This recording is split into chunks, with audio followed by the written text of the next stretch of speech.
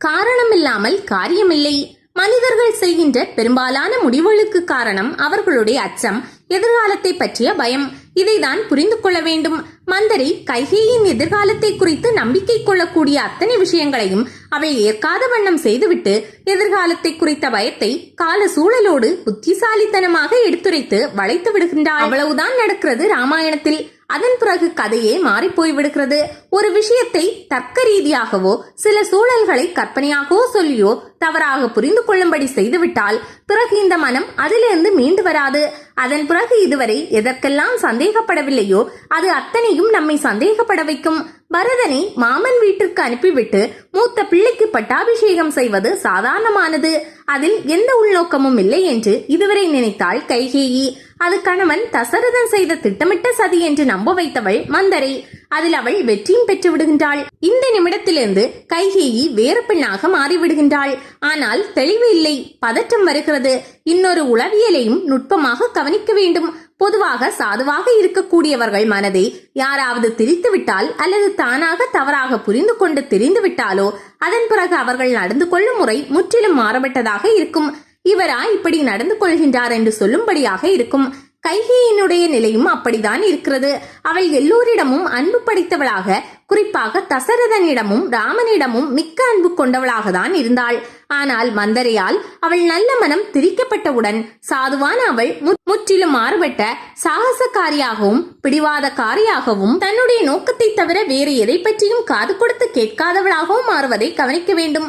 அவளுக்கு இந்த பிரச்சனைகளிலிருந்து எப்படி விடுபடுவது அல்லது வெற்றி கொள்வது என்பது தெரியவில்லை. அதற்கும் அவள் மந்தரையின் ஆலோசனையே சார்ந்திருக்கிறாள்.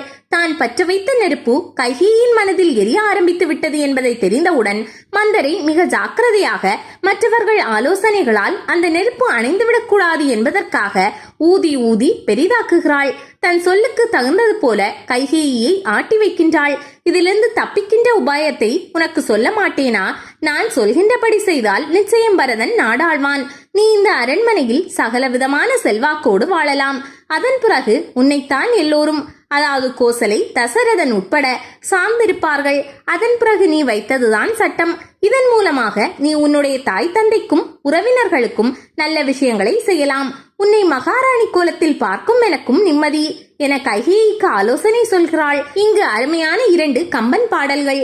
கம்பன் வேறொரு கோணத்தில் இதை ஆராய்கிறான். தீய மந்தரை இவ்வுரை செப்பலும் தேவி தூய சிந்தையும் திரிந்தது சூழ்ச்சியின் இமையோர் மாயையும் அவர் பெற்றுள்ள வரம் உண்மையாலும் ஆய அந்தனர் இயற்றிய அருந்தவத்தாலும் அரக்கர் பாவமும் அல்லவர் இயற்றிய அறமும் துர்க்க நல்லறம் துறந்தனள் தூமொழி மடமான் இரக்கம் இன்மையன்றோ இன்று இவ்வுலகங்கள் ராமன் பறக்கும் தொல்புகழ் அமுதினை பருகின்றதுவே. என்ன பொருள் தெரியுமா? நல்லவர்கள் கூட சில நேரத்தில் மனம் திரிவதற்கு காரணம் எல்லோருக்குமான ஏதோ ஒரு நன்மை நடக்க வேண்டும் என்பதற்காக தான். காரணம் இல்லாமல் காரியமில்லை. கேவலம் கூனியின் மொழிகளால் கைகேயி மனமாறினாள் என்று கருதிவிட வேண்டாம். அவள் மனம் மாறுவதற்கு பின்வரும் காரணங்களும் துணை புரிந்தன. தேவர்கள் சூழ்ச்சி, அவர்கள் பெற்றுள்ள வரங்கள், அந்தணர்கள் இயற்றிய அருந்தவம், அரக்கர் பாவம், அல்லாதவர்கள் இயற்றிய அறம், இவை யாவும் கூடியே இவ்வாறு செய்தன என கூறுகிறான். துணை பெயர்களும் கூடி இயற்றிய தவமும் அறமும் வாளாயிருந்து விடுமா? அவை அனைத்தும் பயந்தர வேண்டுமாயின் ராமன் காட்டிற்கு போக வேண்டுமென்றோ? அவன் காடு செல்ல வேண்டுமாயின் யாராவது ஒருவர் அதற்குரிய பழியையும் சுமந்துதானே ஆக வேண்டும். எனவே கைகேயின் மனம் திரிய கூறப்பெற்றவை அனைத்தும் 2 பிரிவினுள் அடங்கும். ஒன்று தவமும் அறமும், ஏனையது அரக்கருடைய பாவம். அறமும் பாவமும் சேர்வதில்லை. ஆனால் இப்பொழுது இவை 2ம் சேர்ந்தே ஒரு தொழிலை செய்துவிட்டன என்கின்றான் கவிஞன். பழியை கைகேயி ஏற்றால்தானே ராமனுடைய பெருமையை இவ்வுலகம் போற்றியது. ராமனுடைய பெருமைக்கு காரணம் கைகேயிதான். கைகேயின் இச்செயலுக்கு காரணம் மந்தரைதான் என்று மிக அற்புதமாக கம்பன் முடிப்பான். நமக்கு மந்தரையின் சூழ்ச்சியும் கைகேயின் திரிந்த மனமும் அவர்களை பற்றிய எதிர்மறையான மனநிலையை உண்டாக்குகிறது. ஆனால் காரணமில்லாமல் காரியமில்லை என்ற சித்தாந்தத்தை புரிந்து கொண்டால் யாரிடமும் நமக்கு கோபம் வராது. அதைவிட ஏன் அவர்கள் அப்படி நடந்து கொண்டார்கள் என்பது தெரிந்து அவர்கள் மீது அனுதாபம் தான் வரும். ஏன் 14 ஆண்டுகள் காட்டிற்கு போக வேண்டும்? மனிதர்களின் சுபாவம் விசித்திரமானது. சுயநலமாக சிந்திக்கின்றவர்கள் மிகவும் குறைவு. பெரும்பாலான மனிதர்கள் தங்கள் நலனுக்காக பிறரை சார்ந்திருக்கிறார்கள். அப்படி இருப்பது தவறல்ல என்றாலும் கூட பல நேரங்களில் மற்றவர்களின் கைப்பாவையாக மாறிவிடும் அபாயமும் நேர்ந்து விடுகிறது. நாம் ஒருவரை நேசிப்பதாக இருந்தாலும் வெறுப்பதாக இருந்தாலும் பெரும்பாலும் காரணமில்லாமலே நேசிக்கிறோம், காரணம் இல்லாமலேயே வெறுக்கிறோம். ஏன் நேசிக்கிறோம், ஏன் வெறுக்கிறோம் என்பதை ஆராய்வதற்கு கூட நம் மனம் ஒப்புக்கொள்வது கிடையாது. வெறுத்த விஷயமே நேசிப்புக்கு உள்ளாகிறது, நேசித்த விஷயமே வெறுப்புக்கு உள்ளாகிறது. இவைகளுக்கான காரணங்கள் பெரும்பாலும் கற்பனையின் சார்பு கொண்டவையாகவே இருக்கின்றன. அதைவிட மிகவும் அபாயம், நம்மை நேசிப்பவர்களாக கருதுகின்ற சிலரிடம் நாம் அடிமையாகி விடுகின்றோம். அவர்கள் எப்படியெல்லாம் நம்மை வளைக்க முயல்கின்றார்களோ அதற்கெல்லாம் நாம் வளைந்து விடுகின்றோம். அதற்கு பிறகு நாம் நினைத்தாலும் கூட அந்த ஆபத்திலிருந்து நம்மால் மீள முடிவதில்லை. சில குடும்பங்களில் கணவன் மனைவி இருவருக்கும் உள்ள நம்பிக்கை குறைவதற்கு யாரோ மூன்றாவது மனிதர் காரணமாகி விடுகிறார். அந்த மனிதர் கணவரையோ மனைவியையோ தன்னுடைய இஷ்டத்திற்கு கைப்பாவையாக ஆட்டி வைக்கிறார். இதில் என்ன விசேஷம் என்று சொன்னால், ஆட்டி வைக்கப்படும் நாம் முழுக்க முழுக்க நம்முடைய நன்மைக்காக தான் அந்த நபர் செயல்படுகிறார் என்று நம்பி நம்முடைய வாழ்க்கையை இழக்கின்றோம், தகாத காரியங்களை செய்கிறோம். இந்த அதீத நம்பிக்கையானது சுய பரிசோதனை செய்து கொள்ளவும் காரண காரியங்களை ஆராயவும் மறுத்து விடுகின்றது. தசரதனின் அன்பையும் ராமனின் அன்பையும் மிகவும் பெருமையாகவும் நம்பிக்கைக்கு உரியதாகவும் கருதிய கைகேயி மந்திரியின் சூழ்ச்சிக்கு ஆட்பட்டவுடன் தன்னை இழக்கிறாள், தன்னுடைய அறிவை இழக்கிறாள். அதற்கு பிறகு அவள் எதையும் சிந்தித்து பார்க்கும் நிலையில் இல்லை. நம்முடைய வாழ்க்கை எப்படியெல்லாம் மாற்றப்படும் என்பதை குறித்து ஒரு கணம் கூட அவள் ஆராயவில்லை.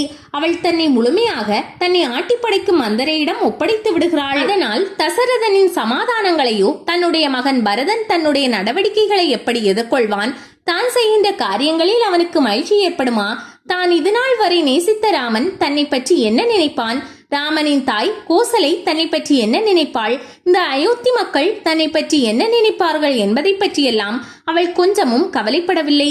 தன்னை ஆட்டுவித்த மந்திரியிடம் தன்னை ஒப்புவித்து விடுகின்றாள். அது முதல் கைகேயி பேசவில்லை.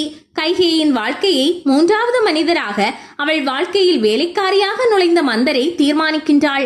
மந்தரை என்ன யோசனை சொல்கின்றாளோ அந்த யோசனைப்படி கைகேயி ஆடுகிறாள்.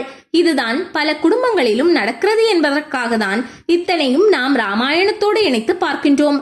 ராமன் ராஜ்யத்தை ஆளப்போகிறான் என்று கேட்டவுடன் ஒரு முத்து மாலையை பரிசு தந்த அதே கைகேயி இப்பொழுது எக்காரணத்தை முன்னிட்டும் ராமன் இந்த நாட்டை ஆளக்கூடாது, என்னுடைய மகன் பரதன் தான் ஆள வேண்டும், அதற்கு ஒரு உபாயத்தை சொல் என்று மந்தரையிடம் கேட்க மந்தரை சொல்கின்றாள். உனக்கு நினைவிருக்குமோ இருக்காதோ தெரியவில்லை, முன்பொரு நாள் தேவாசுர யுத்தம் நடந்தது. அந்த யுத்தத்தில் இந்திரனுக்கு உதவியாக உன்னுடைய கணவன் தசரதன் போருக்கு சென்றான். அப்பொழுது நீயும் தசரதனோடு போருக்கு சென்றாய். அசுரர்கள் மாயப்போர் புரிந்தார்கள். மாயப்போர் புரிந்த அசுரர்கள் உன் கணவனை அம்பினால் அடித்து மயக்க நிலைக்கு வீழ்த்தினார்கள். அப்பொழுது உன்னுடைய கணவனை காப்பாற்ற வேண்டும் என்பதற்காக ரதத்தை போர்க்களத்திலிருந்து அப்புறப்படுத்தி வீரத்திற்கு கொண்டு சென்றாய். இதுபோல் 2 முறை நடந்தது. மயக்கம் தெளிந்து இதை தெரிந்து கொண்ட தசரதன் தன்னுடைய உயிரை காப்பாற்றிய உனக்கு 2 வரங்களை தருகிறேன் கேள் என்று கேட்டான். அப்பொழுது நீ, இப்பொழுது எனக்கு என்ன குறை, நான் தேவைப்படும் போது உங்களிடம் வரம் கேட்டு வாங்கிக் கொள்கிறேன் என்று சொல்லிவிட்டாய். இதை நீ மறந்திருக்கலாம். ஆனால் உனக்கு நன்மையை செய்வதற்காகவே உயிரை வைத்துக் கொண்டிருக்கும் நான் ஞாபகப்படுத்தி வைத்திருக்கிறேன். அதை உபயோகப்படுத்தும் காலம் இப்பொழுது வந்துவிட்டது. அந்த வரத்தை இப்பொழுது உபாயமாக பயன்படுத்தி தசரதனிடம் 2 வரங்கள் கேள். ஒரு வரத்தால் உன்னுடைய மகன் பரதன் நாடாள வேண்டும், இன்னொரு வரத்தால் ராமன் 14 ஆண்டுகள் காற்றுக்கு செல்ல வேண்டும். இப்பொழுது கைகேயி குழம்பினாள். குழப்பம் வந்துவிட்டது என்று சொன்னாலே சுய அறிவு கொஞ்சம் கொஞ்சமாக தேய்ந்து வருகிறது என்று பொருள். இந்த நேரத்தில் சுய அறிவு விழித்து விடாமல் ஓங்கி அடிக்க வேண்டும். அதை தான் மந்தரை கைகேயி விஷயத்தில் செய்தாள். அவளுக்கு ராமன் எதற்காக 14 வருடம் காட்டிற்கு போக வேண்டும் என்ற சந்தேகம் வந்து விடுகிறது. அதற்கு மந்தரை என்ன சொல்கிறாள் தெரியுமா? இப்பொழுது ராமருக்கு பட்டாபிஷேகம் என்று நினைத்த மக்கள் அவன் காட்டிற்கு போகிறான், பரதன் நாடாள போகிறான் என்பதை அவ்வளவு எளிதில் ஏற்றுக்கொள்ள மாட்டார்கள். அவர்கள் மனதை சமாதானப்படுத்தாமல் அதிக நாட்கள் பரதனால் ஆள முடியாது. அதே நேரத்தில் ராமன் பரதனுக்கு அருகில் இருக்கும் பொழுது சூழல் சரியாக வராது. அது ராமனுக்கு சாதகமாக தான் முடியும்.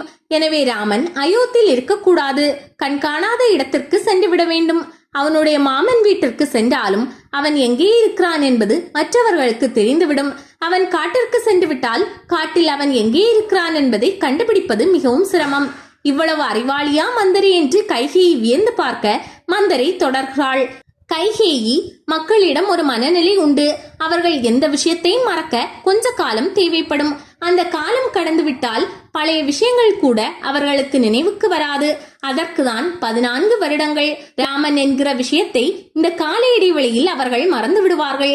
அதற்குள் பரதன் இந்த நாட்டை நல்லபடியாக ஆட்சி செய்து மக்களின் விருப்பத்தை பூர்த்தி செய்துவிட்டால் மக்கள் அட பரதன் பரவாயில்லை என்று நினைக்க ஆரம்பித்து விடுவார்கள்.